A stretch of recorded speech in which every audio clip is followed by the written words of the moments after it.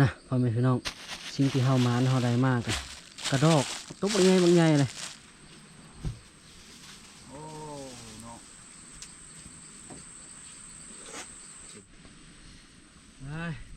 นี่กระดอกกะตัวสุดท้ายแล้วละจะจึงเฮ็ดอยู่เฮ็ดกินนะแกง แอวเดี๋ยวให้เนาะเนาะไปเกะเฮงโหไปโพดเนาะตรงนี้เอานะไม่ใช่เหรอน้องเชื่อทางล้อกับเฮาไปได้ยังไง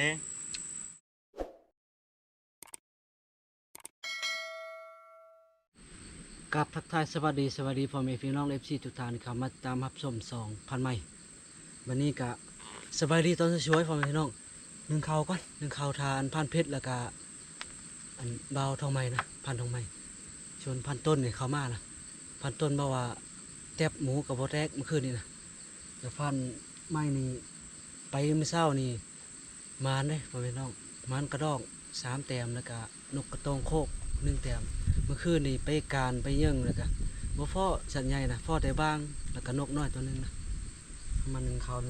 น้ำทาราพันเพชรมาเลยบ้าว่าโอ้ได้ยินข้าวดีไปหามันโอเคเลยนะแต่ว่าเขาจะเอากลับเข้ามาแล้ว9 โมง 10 โมงนะ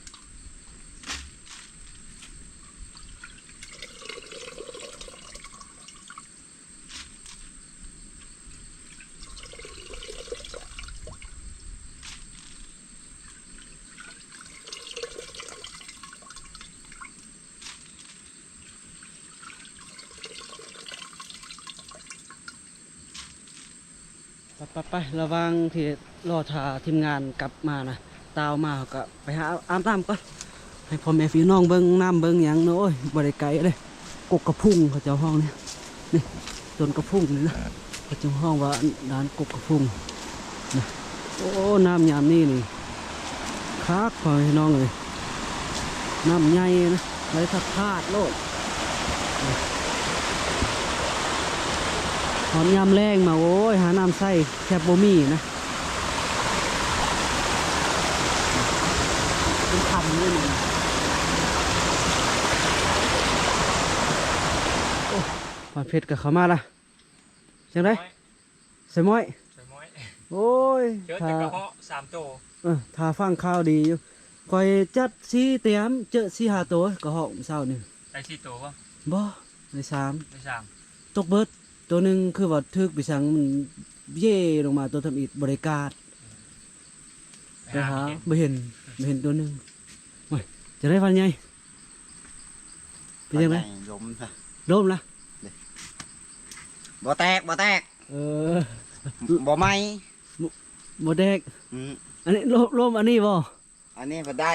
บ้านนั้นมันมีแตก4 ตีนนั่นน่ะ ล้มไก่ปลา ผ่านต้นจัดบ่เข้า บ่เข้ามือ บ่ไหม โอ้ 3 เธอแล้วโอ้เสียดายเนาะหายยังมือแรงมืออื่นอาบน้ำนะไปรอดแล้วก็ตอนนี้แม่นล่ะอาบน้ำสรุปแล้วพานเพชรแล้วก็พานทองใบก็เข้ามาละมีแต่ทาข้าวสุกแล้วจึงเฮ็ดอยู่เฮ็ดกินนะคิดว่าพานเพชรบ่ว่าใส่เสื้อไปหามเยอะ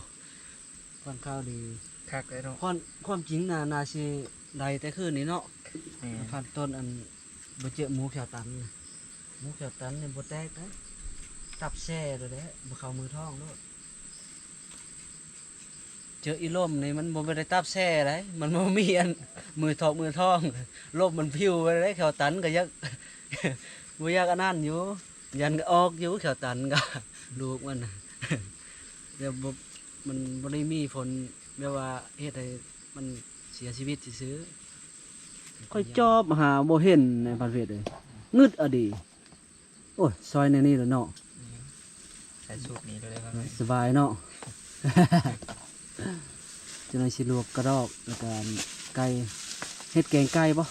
เมนูมันนี่แกงไก่แล้วก็ปีงกระดอกเนาะปีงว่าง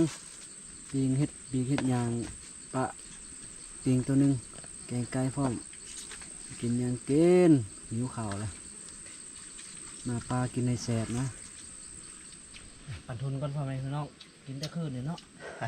บูไว้แล้วเมื่อยแห้งเลยก็ได้หมูก็ไม่แห้งแล้ว หมูมันไม่ได้เนาะแซ่บเซ่หมูก็เดี๋ยวหมูตันไอ้เป็นกว่า ลายอยู่บ่น้ ได้ไหมคอยนี่ถืออันอีล่มมักเจอได้ชัดใหญ่ ได้อยู่หรือวะน้ำน้ำลึกว่าตื้บบ่ ได้แล้วหลายล่ะ ได้อยู่เนาะ ก็ใช้หลายเติมมักเจอมันมักตื่นเฮาตลอดบ่แม่นบรรยากให้เฮาอันจัดแบบว่าแต่บ่มอยู่นะก็จะได้หมูอะไรอย่างนี้นะ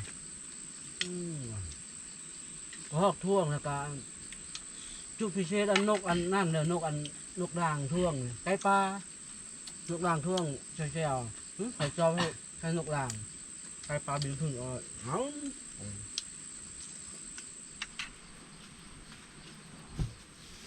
โอ้เนาะ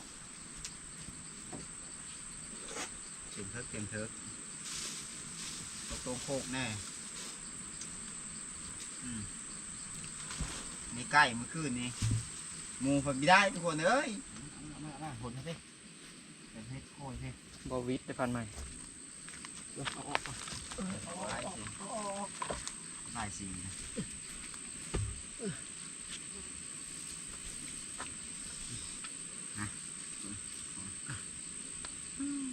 ตัวนี้แหละยากกระดอกนี้ หยาบบ่ ยากกว่านั้นไกลเลยไกลเลยง่ายกว่านะลงก่อน แล้วไก่ย่างเนาะเมื่อก่อนสิโคไก่โคไก่ฟักต้ม เนี่ยมันจะได้กิน อ้าวทุกน้ำคือห้อนเนาะมันน้ำเย็นนี่น้ำห้อนนี่ เย็นไปสิลกไก่ลกเอาไม่เอ้ย มาแต่เฮงไม่ได้กระเหาะมือเขาดิ รอบนี้เธอพันใหม่จัดเธอเอาประมาณ20เลยพันใหม่ โอ้มันไหลมันมีหลายเลย ประ เพราะ มาณ ว่าจีตอนแรกว่าจียางไปเบิ้งกบมาให้จับจังไหน มันมีลายไปเลยดอก มีคักนะก็มาให้นะ แบบไหนวะ มันมีคือแต่เก่าใดกูมาให้มันลาย ยามนี้นะ นกมันไปมา มันคือช่วงแรงนะช่วงแรงนกกินมาให้นะโอ้ครับ เสียงมัน ค่อยมาเมื่อกี้กับนกน้อยมีเลยกลุ่มนึงกัน มันมืดอันนั้น กระเหาะนี่กะช่วงแรงนี่มีได้กินมันนะ มันมืดอันอาหารกินมืดมักไม่กินมักกระบกกับมืดยังกระเบิดอ่ะมันหลุมใช่มักให้เสียงแรงอย่างเดียวมักไม่ยามนี่มันหลายตาปลาตามดอยมากมันก็มี ไก่มันพี่น้อง สัตว์นี่สุดยอดช่วงนี้ เบิกจากลักษณะมันนี่มัน เขาเดือน10เดือน11เขาไม่ปลามันก็ชุดยอดเอาเลยเขาเดือนผู้สาวก็เยอะ ป่ามันไก่กับมัน เขาปลาคนนี้ขนาดอันการทงใหม่ก็ยังลงมือก่อนยังเขาปลา ไอ้โหเนี่ยมัน ขึ้นปลาแล้วก็ลงไปเมืองก่อนจะขึ้นปลา ดูเห็ดเนี่ยบ่ได้ แล้ แล้ว ว เอาแห้งก่อนเนาะ มีแห้งมากแล้ว โอ้ผ่านเพชรจัดให้เมนูมื้อนี้ หากินมีมานกินชิวกิน เฮ็ดแกงเนาะแกงไก่เนาะใส่ใบมะขาม ผมได้พันใหม่ ใส่ต้มบ่ต้มไก่ใส่ใบมะขามสุดยอดเท่านั้นแหละนะกกมะขามกะมันพอได้ปลูกประเภทนี้นะกก โค มะ จั ขาม กเลย กระดอกกัน คือตัวใหญ่แค่กระหอน ไว้ใหญ่เลยนะ เนาะ หล่นน่ะตัวใหญ่เลยก็ลอกเรื่องนี้นะเล็กน้อยไอ้นี่กระดอกกะตัวสุดท้ายแล้วละจะจึงเฮ็ดอยู่เฮ็ดกินนะแกงต้มไก่ใส่ใบมะขาม มันก็สุดยอดเท่านั้นแล้วมาปลามาผูไปกินต้มไก่เริ่มคันแล้วพอพี่น้องไก่นะยินเสียงคัน2 ตัวเท่านี้นะกิ๊กกรีดอีกกิ๊กกรีดอีกนะไม่จอบบ่ได้ยามนี้นะมันทึบโพดแล้วก็ใบไม้ลายมันคืออันยามมันใบไม้หล่นนะยามแรงนี่จอบสบายนี่จอบไปแล้วก็เห็นโลดไก่นี่ก็ยามนี้โอ้ยสวยสิเห็นมันเห็นเฮาก่อน มันให้ตาลักก้นๆอีกไก่ปลานี่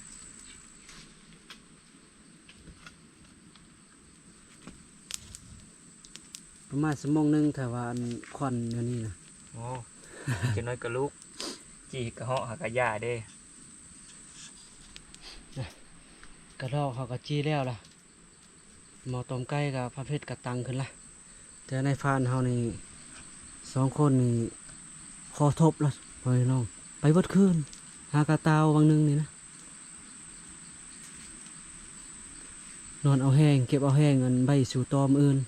สู่ตอมมาแรงเป็นมืออื่นพ่อพี่น้องเอาผิดกระดอกเขาก็จี้แล้วตังนั่นมันจะรอทามันชุกมันเป็นแล้วก็พากันปลุกมากินข้าวนะลอกเลยลอกตัวใหญ่ๆเลยนะลอกปลาเหนียวปลานะ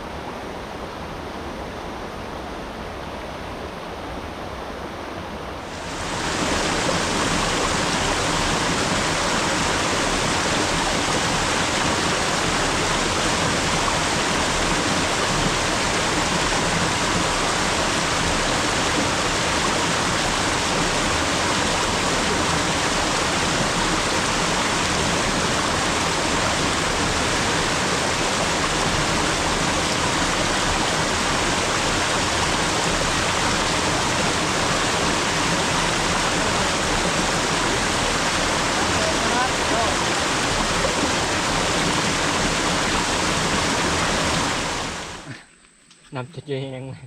บ่ได้ชิมเลยบ่บ่ยากบ่ยากเรื่องชิมนี่ ดูกันยามมันนักเลยวะสายสำนิน แซ่บ แสบ แซ่บแซ่บโลดมันสิได้ชุดยอดชุดจะต้มไก่นี่แล้ว เดี๋ยวให้เนาะเนาะไปเกเฮงหู ไปโพดเนาะชื่อเจ้าอ้อนจโม่เมื่อคืนนี้ ไปมันละ เป็นข้าวมีได้ห้างเลยบอก บ่ายโมงปลายแล้วบ่เอาคืนนี้กลับมา7-8 โมงโลดบ่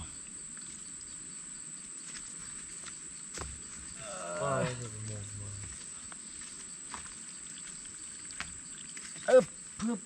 อ้าว เดี๋ยวแล้ว ฝันตนเพิ่นก็หากะโปเปลุกขึ้นมานะไปแต่คืนนี่เพิ่นว่าเจอหมูเขียวตาลเฮ็ดเพิ่นแล้วเฮ็ดเส้นเพิ่นน่ะนั่นน่ะตื่นขึ้นมากินข้าวกินน้ำตื่นขึ้นมากินข้าวกินน้ำก่อนแล้วจึงไปสู่ต่อนะตอนแรก เหี้ยมีเหี้ยตัน ถึกแห้วแควเศร้าตันแล้ว แค่ปองชื่อแหว มาพี่น้องมาโอ้ผ่านไม้นี่บ่มักอันบ่แซ่บนะขอจัดไตมันก่อนนะบ่ได้แซ่บดอกไตมันนะผู้หนุ่มนี่กินนี่โอ้ยอยากแค้นเพิ่นแหละบ่เท่าใครแน่ ลำเนาะพนุ่มมันอีโน่ อืมนอนนี่เลยครับ เข้าไปหน้าอย่างนี้กินเท่าไหร่ตรงนี้เอานะดูเฉยแล้วนู่นเชื่อทางนอกับเข้าไปได้อย่างนี้เข้าไปได้แล้วก็คุกเป็นแปลนแล้วก็อยู่ที่ยืนในอิตาลีอยู่รูปฮะกุ๊กรูปน้ำมันจะไว้ก่อนยี่ห้อกุ๊กหินนะ ข้างในของปีไก่ปลา ข้าง ต้มไก่ปลา ยี่ห้ออะไรเลยมีแต่อะไรบอก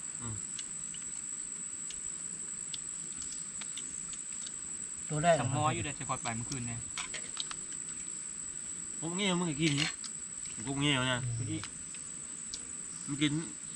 ย่าทำไปกินในกูนะเชิงเดียวฮะบอกกูเขาจะกุ๊กเงี้ยเข้มทากนี่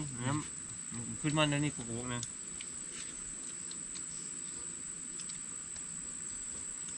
มาเลี้ยงมันชื่อกุ๊กเงี้ยแล้ว รับขนาด แล้วข้าน้ำตายเลย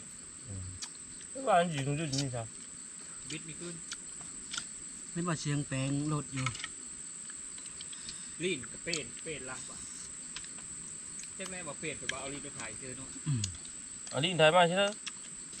นั่น ของเขา ขอน้ำเขาเมื่อวานเขาเมื่อ มันก็เฮ็ด เป่งลีนเก่าออก มันก็ไปทางไม้แล้วแหละเอาดินไทยใส่นี่ อันนี้เก่าเสื้อใครว่า ดินไทยให้มันแห้งเหนียวแห้งนั่นก่อนเนาะมันคือดินดูจัก มันกระติดบดีรถถ่ายไม่เคยซื้ออันนี้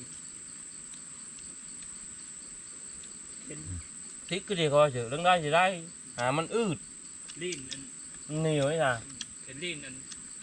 น้ำแบบน้ำเฮาเสือมีติดในรถเลยติดกับแบบตื้นบิดแบบตื้นมาได้แบบเห็นจะบิดบื้นไม่ได้รถคอยจองเธอแล้วก็โดนน้ำเป็นเท่านั้นนะ เออแนวแล้วล้างออกมาใต้ทะเล อันต้นเจะเคยเห็นบ่อันหีบสามขาตัวนี้คักได้เห็นหีบสามขาแบบนี้นะ เห็นตัวนี้ล่ะ ปีงแบบว่าบนตกเลยนะปีงกระดอกเอาสักสั้นก็ได้บนตกปีงกระดอกปะก่อนเอาแล้วกันจะได้ออกไปหาเลาะกระดอกอีกผ่านใหม่นะบริษัทใหญ่กับพ่อใดกระดอกเมื่อภาคครอบครัวเนาะ ผมให้ทั่ว ก็ไม่ให้ ไม่รอดบ่ ไปบ่ได้ฮอดเลยมื้อเช้านี่ ไม่ได้จะเปิดตัวแรกนะ อยากไปอยู่ลองมั้ยมันสิมีบ่ ชุดหลายมันเข้ามีดีไปเลยนะหนูผมให้ดี กูให้นะ มาให้มีแซ่บวะเลยมาไม้มันหลาย มันไม้มันหลายบ่แม่นมาให้มันแซ่บหรอกมันไม้มันหลายปีกระดอกปะให้มันนั่นก่อนมังจักหน่อยจึงออกไป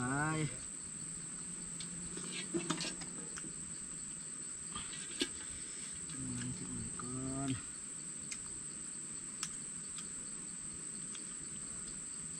มันเน่าเลยอาหารเน่าเนี่ยโอ้ยกินก็บ่แซ่บก็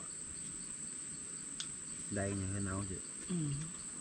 เสียคนเลยชวนจะขึ้นมาฮอดปลานี่กะมันทางกับปะโทคนบ่เคยไปปลาอันนี้นี่บ่ฮอดมันทางพิลึกอันนี้บ่แม่นมันนั่นโคตรลำบากเลยบ่แม่นแต่ลำบากซื่อ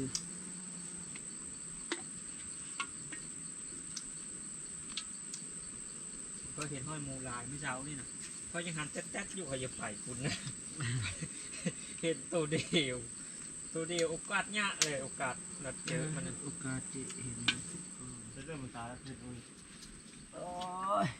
กระดอกก่อนให้มันหมั่งมันหยังเข้าไปไก่เขาจะอะไรเป็นขอให้มันหมั่งนะ ดูถึงไม่ตาย เคยเสิร์ฟป่ะเคยเสิร์ฟ นี่ไปเชิญยุคตามภาค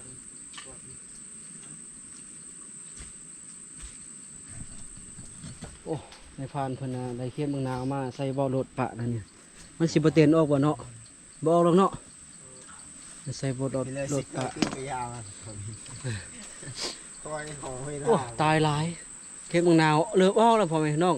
ปีนึงแล้วมันจะออกข้างเดียวนะเอายามหนาวแล้วก็นำหมอกลงเท่านั้นเดี๋ยวนี้เขาก็ได้อันมาปิงกระดอก เอาขึ้นเรียบร้อยนะขึ้นปิงขึ้นยังให้มันมังมันยังเลยจึงได้ออกไปลัดเล่มันเพชรกินชมนะ ชมมาได้ โอ้กินน้ำเด้อกินน้ำเด้อโมเมนต์อันแม่จันดีได้น้องไปจ้าคอนเพชร อ๋ นี่ อแต่มาป่านี่ยะได้ได้กินส้มนี่มีคนมาขาบได้อยู่มีธรรมะซึ่งไม่มี จำเจียวปลาแดกเนาะจนมะขามปั๊บชมมะขามใส่ให้นาซื่นตาบานก่อนมันจะเห็นตัวสัตว์ดีนะมีแต่สัตว์เห็นข่อยก่อนตลอดโอ้ยเพชรเลยมันเศร้ากับสัตว์เห็นข่อยก่อนตลอดสัตว์ใหญ่ไม่เห็นคนดีเท่าวะมือนาจะบอกมัน ปิดตาข้างหนึ่งได้ไหมพันไม้ไปนะ จ จังบ่ได้เห็นเฮา หมอกตก ว่าอย่าเฮ็ดได้กินเลยได้แม่ตอแม่แตนนี่ก็ แค่เพราะมัน หิวสมหิวน้ำบัดนี้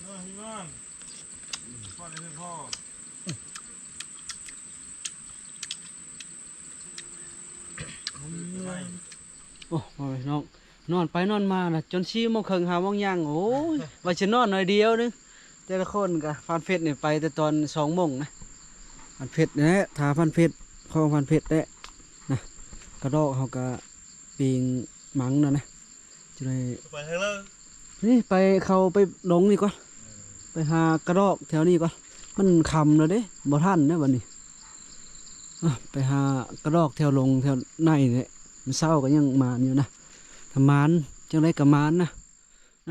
ตะเวียนสิตกดินนะมืดคึมนะคำแล้วนะไปรอมึงก่อนไปเสยสมานยังตอนแรกนี่นะ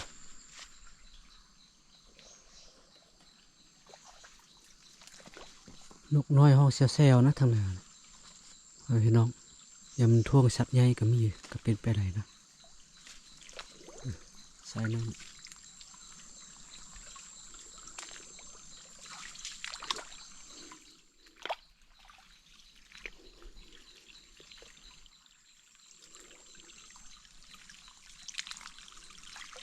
ป้าโตพ่อแม่พี่น้องคำแล้วมาคำพอนะมืดแล้วนะมาตอน5 โมง4 โมงอย่าง5 โมงโจบ่ท่านเห็นหยังจะเลยสิกลับไปหาทีมงานกระบอกใหญ่นึงนะต้นกระบอกนี่นะห้อยหมูกินพ่อแม่น้องนี่นะมากระบอกนะตกยาเท่านี้ห้อยหมูมากินเท่านึงนะห้อยหมูเขาเท่านึงเลยหมูมันซอกนึงซอกปลายหมูน้อยนะห้อยเขากินแกะสะแถวนี้ไปพ่อแม่น้องการกลับยังกลับก่อนมึงมาชิพ่อยังเอานะบางที่โศกนี้กับพ่อนกพ่อไก่อย่างไก่ปลาเนี่ยการกลับก็ไปหาทีมงานบางทีเขาจะชวนไปการไปยังก็มีนะโอ้มาฮอแล้วพ่อแม่น้องทีมงานพันเพชรกันยังบ่มานะก็จะพากันออกไปหมดกระดอกแล้วก็นกยังก็จอนกินกาแฟแล้วออกไปนะส่วนหนึ่งก็จอนขึ้นยางปะ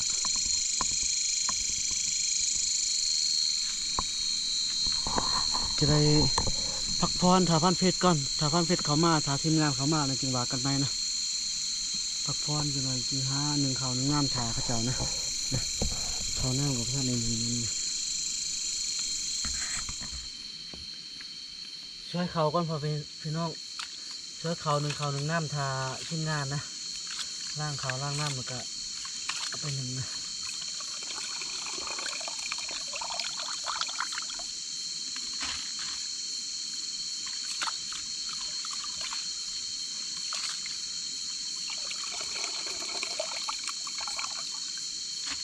จะให้ฟันเพชรเขามาห้อยยินข้าวดีก็โย่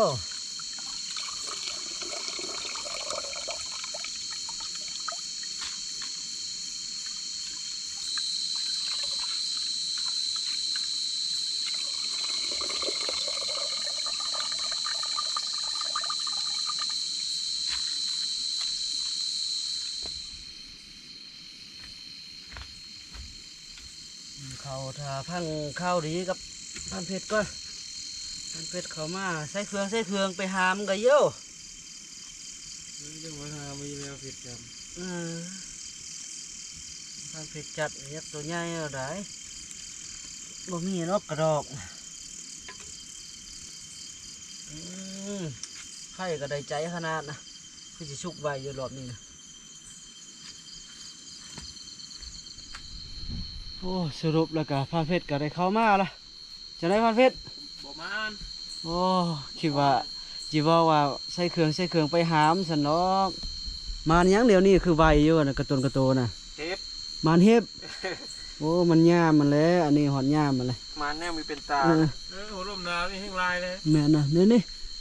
สิ่งที่เขามาน่ะกระดอก กินกระดอกนี่ได้จะหน่อยนะเฮ็ดอยู่เฮ็ดกินกระดอกนี่จึงได้เหือได้แห้งจะออกไปการไปยึงอ่ะนางไผ่หนึ่งข่าวก่อนนะมาโทษคลิปว่าพันเพชรจีอัน